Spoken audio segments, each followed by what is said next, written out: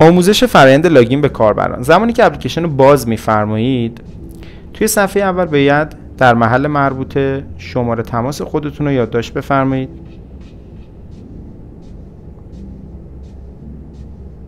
اگر کاربری باشید که از قبل شمارتون روی سرور وایزر وجود داره اما پسورد نداشته باشید، به این صفحه انتقال پیدا میکنید که باید یک رمزی رو برای سیستم خودتون تعریف کنید. توی این صفحه نیازه که رمز یک بار مصرف خودتون رو بزنید.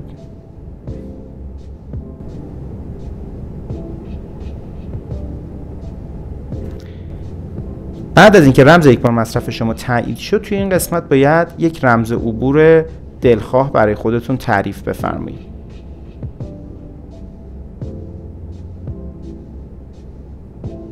این رو تایید میکنید و وارد اپلیکیشن میشید. به همین سادگی.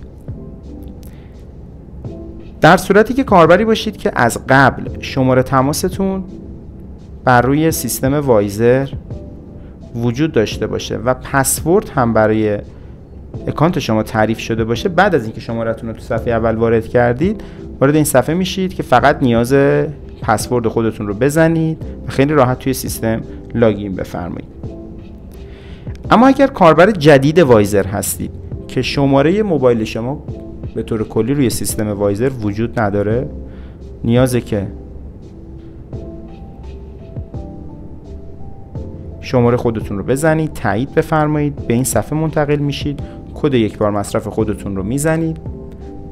در صورتی که کد تایید شد، وارد صفحه تعیین رمز عبور میشید، رمز عبور دلخواه رو میزنید و وارد صفحه هوم خواهید شد.